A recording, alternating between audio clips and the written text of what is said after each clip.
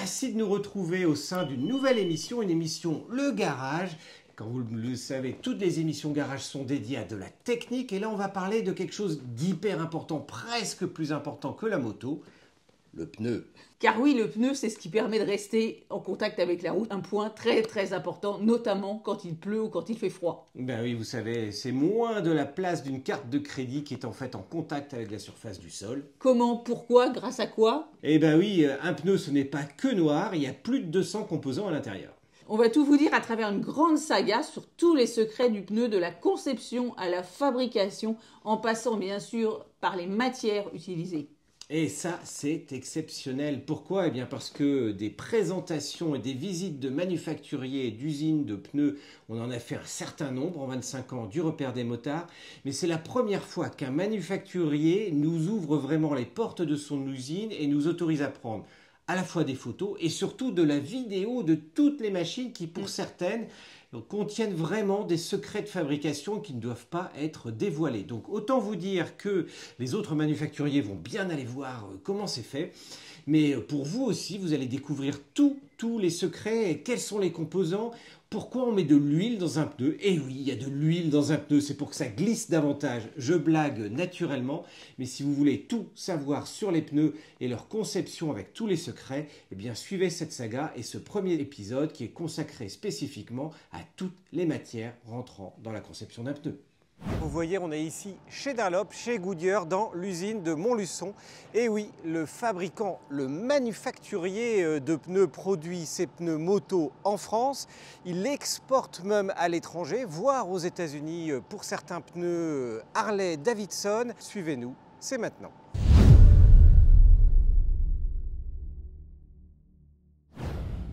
Bonjour Olivier. Bonjour. Est-ce qu'on peut te définir comme un chimiste ?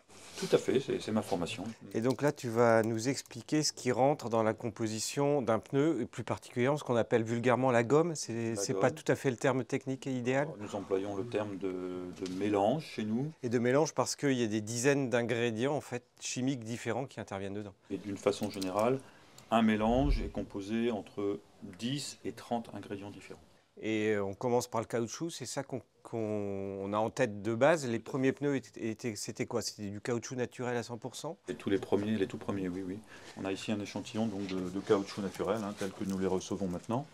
Donc le caoutchouc naturel provient du latex des EVA. Donc actuellement, beaucoup en Asie du Sud-Est, les plantations se trouvent maintenant là-bas. Et puis depuis effectivement, bientôt une centaine d'années, mais qui s'est surtout démocratisé après la Seconde Guerre mondiale, les caoutchoucs dits synthétiques qui sont à base de pétrole, donc à base initialement de gaz issus du pétrole, comme le butadiène ou le styrène. Sur les bandes de roulement, de par leur propriété, c'est essentiellement des caoutchoucs de type synthétique. D'accord. Voilà, parce qu'ils ont une très bonne performance en adhérence sur le sol et résistance à l'usure. Et pas de caoutchouc naturel. D'accord. Alors, sauf pour des pneus, le caoutchouc naturel ayant des bonnes propriétés en termes de résistance, par exemple au déchirement ou à l'arrachement, du caoutchouc naturel, par exemple, va être plutôt utilisé sur des pneus rallye raid, cross, enduro. Et dans un pneu, c'est 90% de caoutchouc et puis après tous les autres petits ingrédients en plus ou... Du tout, non. On peut dire que c'est de l'ordre de 40-50%. De caoutchouc? Parfois plus, parfois moins. Bon, ça peut varier en fonction de le mélange qu'on veut faire et son emploi dans le pneumatique. Donc après, c'est le noir de carbone et la silice qui vont être les plus importants? Les deux ingrédients les plus importants sont donc les caoutchoucs et après ce qu'on appelle les charges renforçants, qui sont historiquement le noir de carbone. Et depuis maintenant une trentaine d'années, de plus en plus de silice au détriment du noir de carbone, notamment dans les bandes de roulement, parce que la silice a l'avantage par rapport au noir de carbone d'améliorer significativement l'adhérence sur le sol mouillé et aussi la résistance au roulement des pneumatiques. C'est le noir de carbone qui donne sa couleur aux pneus? Tout à fait.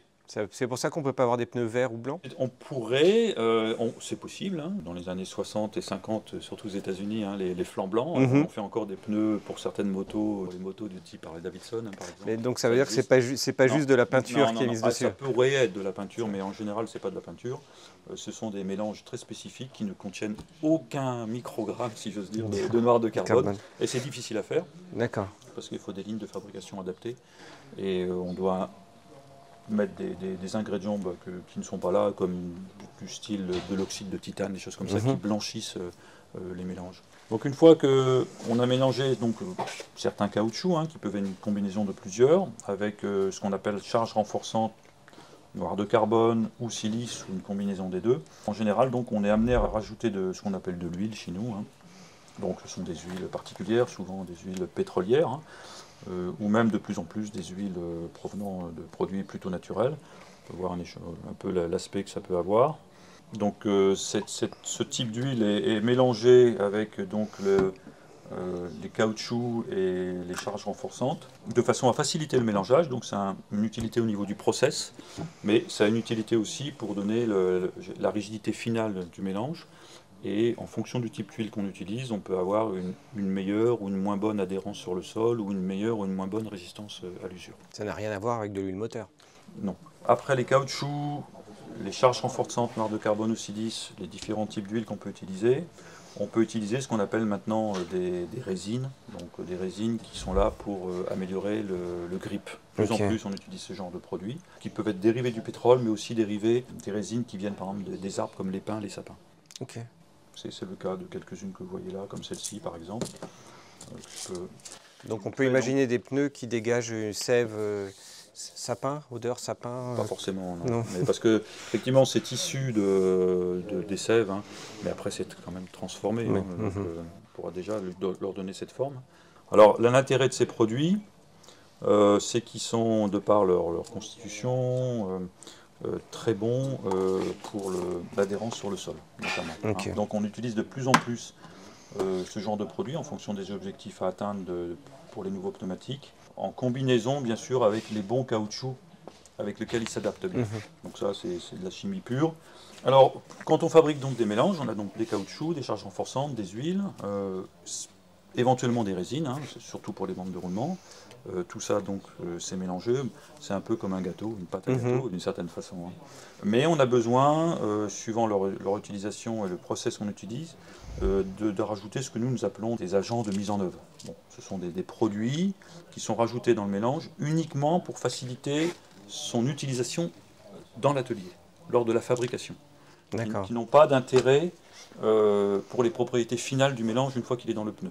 Ça va te donner quoi? Des capacités de démoulage plus faciles? Exactement, des capacités de démoulage, des capacités de collant, parce que vous verrez donc dans la fabrication des pneus, on superpose des couches les unes sur les autres. Donc vous avez différentes couches que vous superposez, entre ça et ça et ça et ça et ça, enfin voilà. Donc toutes ces couches superposées, bon, il y a besoin au moment où on les met les unes sur les autres d'un certain niveau de collant. Donc suffisant, pas trop, donc faut trouver ça, à adapter. Et puis à d'autres endroits, il faut que ça colle pas du tout justement. Donc on met d'autres produits qui vont permettre de ne pas coller. Voilà. Ça peut être aussi des agents qui vont permettre de faciliter le fluage du mélange lors par exemple de l'extrusion ou du calendrage. Ok, c'est quoi l'extrusion et le calendrage? L'extrusion, c'est vous avez votre mélange, vous le faites passer dans une vis et dans une filière bien déterminée qui permet de lui donner une forme. Donc là, parfois, on est obligé d'ajouter certains ingrédients. Vous avez d'autres, c'est des petites pilules bleues, celui-là, vous voyez. Ok. On peut ensuite, en général, on rajoute des antioxydants. Parce qu'il faut savoir que tout ce qui est polymère sont constitués d'atomes de carbone et d'atomes d'hydrogène.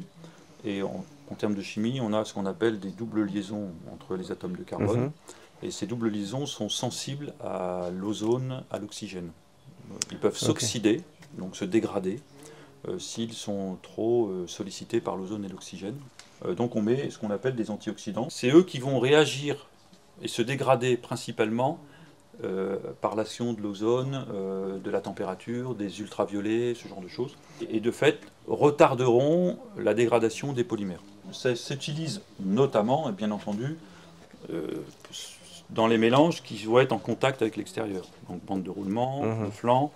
Évidemment, ce n'est pas forcément utile à l'intérieur, parce qu'il n'y a pas de contact UV, où l'ozone n'arrive pas. Voilà. Donc la tendance est effectivement de les mettre plutôt à l'extérieur et pas trop sur les ingrédients intérieurs, sur les mélanges intérieurs. Quand on a mélangé tous ces ingrédients, et parfois d'autres, on obtient un mélange qui est comme ça. Vous voyez, vous tirez dessus, il a tendance à pas trop revenir, même s'il revient un petit peu. Il y a une certaine élasticité naturelle. qui vient dans des le caoutchoucs. caoutchouc, qui vient des caoutchoucs. Mais si le pneu était uniquement comme ça, bon, il ne tiendrait pas très longtemps, il serait vite abîmé. Donc il faut cuire les pneus. C'est comme la pâte à gâteau, comme j'évoquais tout à l'heure. Et on parle de la cuisson dans le four, ou on parle de la cuisson par des produits tout simplement qui eux vont agir comme une marinade en fait. Alors non. Non. C'est vraiment. Alors c'est comme dans un four, donc en l'occurrence c'est le moule, le moule du pneumatique, donc qui va lui donner sa structure finale bien sûr, avec une certaine température, mais il y a besoin d'ingrédients pour ça. D'accord. Ce qu'on fait dans cette phase de cuisson, grâce à ces ingrédients et bien sûr la température qu'on va donner, c'est qu'on va créer des liaisons chimiques supplémentaires entre les atomes de carbone des caoutchoucs. Et ces liaisons vont rendre le mélange élastique. On va passer d'un état dit plastique à un état purement élastique comme on l'a effectivement dans le pneumatique final. Okay. Et pour ça, on a tout un panel de produits. Donc typiquement, c'est une réaction qui se fait avec du soufre. Okay. Bon, ça c'est classique, c'est connu depuis plus de 150 ans. Et puis, ça ne suffit pas, parce que bon, il y a un côté aussi productivité. Comme il faut que cette réaction de cuisson se fasse le plus vite possible, mais avec les bonnes propriétés, mais le plus vite possible. Donc on ajoute ce qu'on appelle des accélérateurs de vulcanisation ou des agents de vulcanisation. D'accord. C'est la même chose que quand on veut réparer soi-même son pneu de vélo. Il y a des agents de vulcanisation aussi dans la colle qu'on utilise là. Oui, alors c'est pas les mêmes, pas les mêmes, mais c'est sur un principe, on peut considérer que c'est la même idée.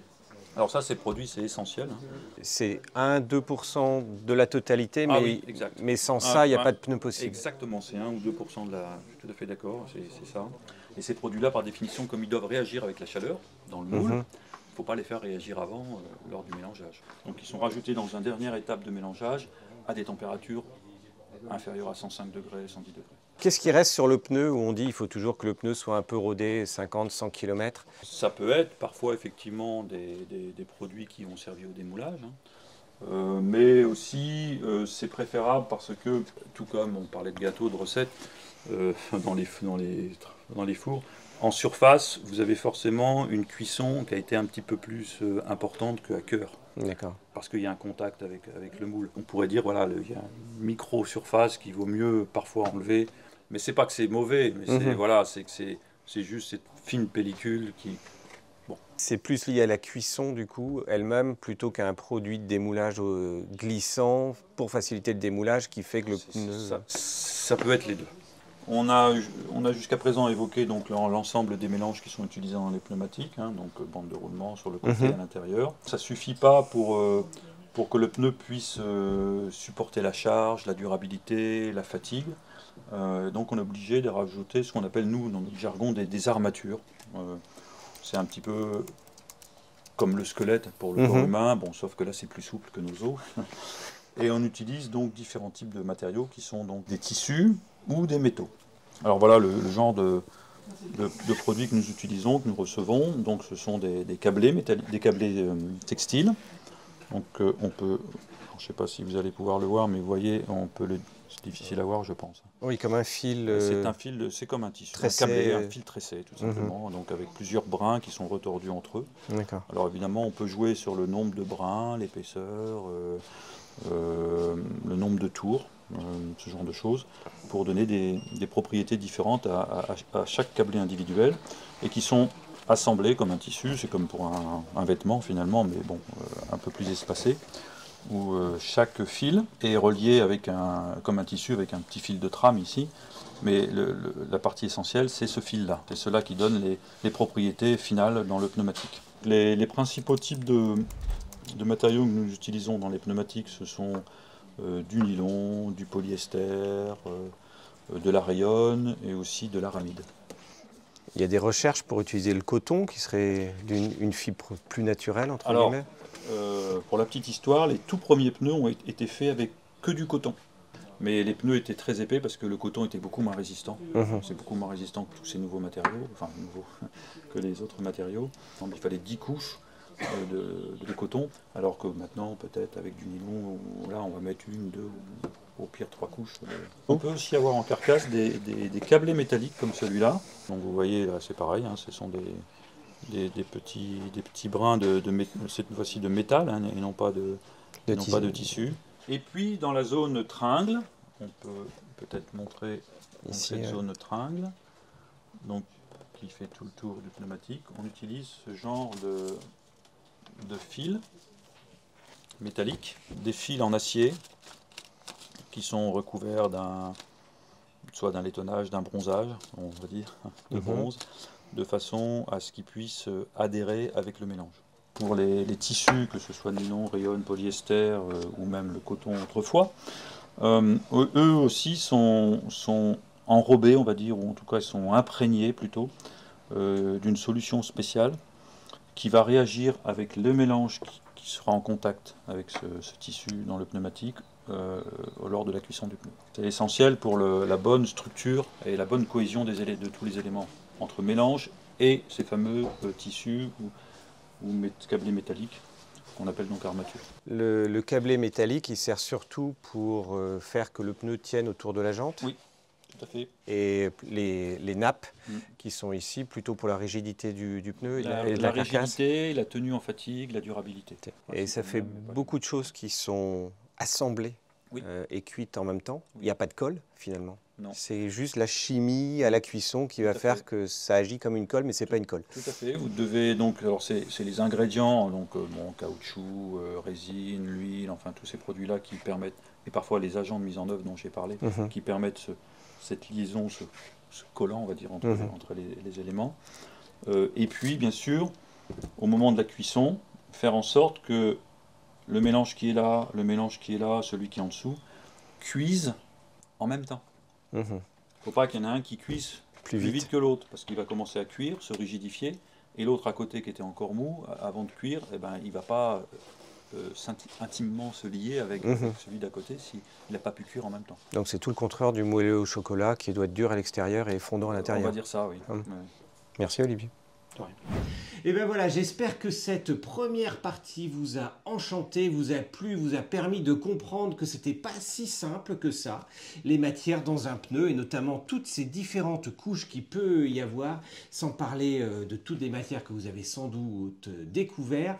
On va aller encore plus loin dans le prochain numéro et la prochaine émission sur les pneus, parce que là vous allez vraiment voir, à partir de toutes les matières qu'on vous a présentées, eh bien comment se fait tout le processus de fabrication dans l'usine sur chacune des machines, et en discutant également avec toutes ces personnes qui pour certaines ont acquis des compétences qui ont nécessité des mois, voire une année de travail et d'entraînement, afin que vous, pour vous sur la route, le pneu soit votre meilleur allié.